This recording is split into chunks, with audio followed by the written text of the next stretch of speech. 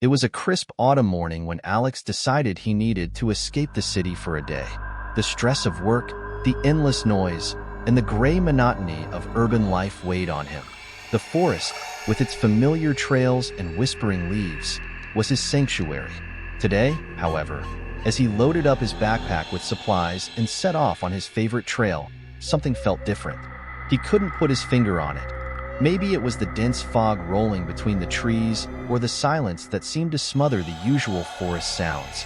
The air was cold and sharp as he walked deeper into the woods, his breath misting before him. Normally, the birds sang cheerily and squirrels darted around in the undergrowth. But today, the forest was still. It was as if the whole place was holding its breath, waiting. Alex shrugged off the unease, telling himself it was just his imagination. Maybe it was just one of those quiet mornings. The trail twisted and turned, leading him farther into the heart of the woods. As the sun rose higher, the fog began to lift, revealing the rich colors of autumn. Fiery reds, deep oranges, and golden yellows. Alex felt his tension easing. Nature always had a way of calming him, and for a while, he lost himself in the beauty of it all. But then, he noticed something. Fresh footprints in the mud, deep and wide. They were larger than his own and spaced unnaturally far apart, as if the person who made them was moving with an unusual gait or was in a hurry. Alex frowned, crouching to inspect them. The prints seemed to lead off the main path, disappearing into a tangle of bushes and shadows. Against his better judgment, he decided to follow. Maybe it was another hiker who got lost, he reasoned, or perhaps a hunter. He moved cautiously, pushing branches aside as he went. After a few minutes, he stumbled upon a clearing. In the center was something that made his blood run cold. A small, rusty butcher's knife, its blade half buried in the trunk of a tree. Carved above it were the words "Turn back." Alex felt a jolt of fear. This wasn't normal. His instinct screamed at him to leave, to get back to the trail and head home. But curiosity held him in place for just a moment longer. He reached out to touch the knife's handle, feeling the cold metal beneath his fingertips. Suddenly, a distant sound broke the silence, a heavy crunch, like boots on leaves. He spun around, heart racing, but saw nothing. The forest was still again, though the tension in the air was palpable. Alex's pulse quickened.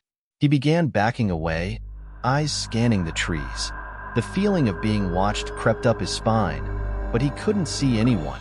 Just as he turned to retrace his steps, the sound came again, closer this time. Heavy and deliberate, like someone stalking him. Alex's instincts finally kicked in. He bolted, crashing through the underbrush, not caring about the branches that scratched at his face or the roots that threatened to trip him. The footsteps behind him quickened, echoing his own. He glanced over his shoulder, catching a glimpse of movement, a tall, shadowy figure moving swiftly between the trees. The man wore an apron, stained a deep, sickly red. Alex's heart hammered in his chest. Desperate, Alex pushed himself faster, the forest blurring around him.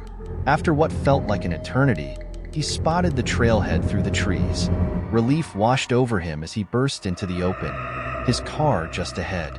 He fumbled for his keys, hands shaking uncontrollably as he unlocked the door and threw himself inside. His fingers struggled to start the engine, his eyes glued to the rearview mirror. There, at the edge of the forest, the figure stood. The butcher. He was still now, just watching, his face hidden beneath the hood. Alex's hands finally steadied enough to start the engine. The tires spun as he sped out of the parking lot, the forest growing smaller in the distance. He didn't stop until he was miles away, his knuckles white on the steering wheel. Back at home, Alex felt a strange mixture of relief and lingering dread. He triple-checked all his locks and closed every curtain, convincing himself that it was over. There was no way the man could have followed him this far. The city was safe, crowded, loud, and bustling with people. He made himself a cup of tea, trying to steady his nerves. The following days passed in a haze of paranoia.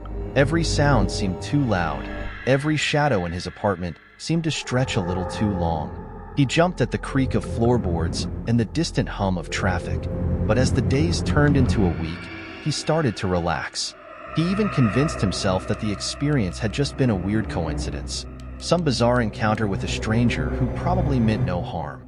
But then, one night, he woke up to a sound, a faint scraping, like metal against wood. His heart pounded as he lay there, frozen. The noise continued, slow and rhythmic. It was coming from his front door.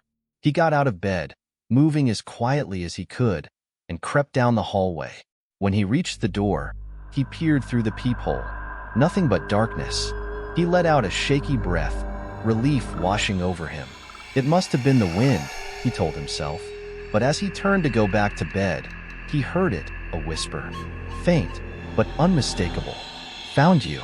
Alex stumbled backward, his heart thudding in his chest.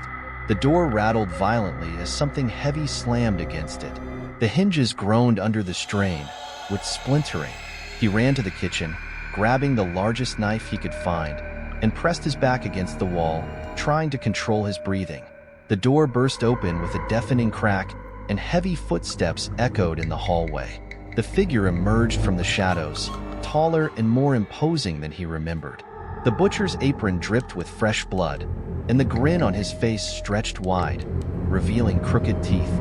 His eyes, now visible, were cold and empty, as if they belonged to a predator.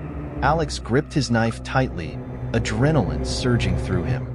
He lunged, slashing wildly, but the butcher was too quick.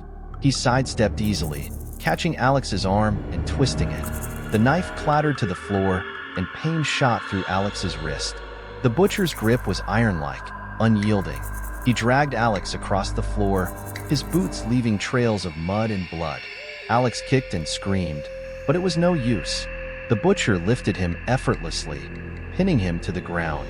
His eyes were locked onto Alex's, the grin never faltering. "You shouldn't have come back," he whispered. The last thing Alex saw was the glint of the butcher's knife as it came down, the blade reflecting the dim light of the room. Pain exploded through him, but only for a moment. The world went dark, and the only sound that remained was the slow, methodical dripping of blood on the wooden floor. And then, silence.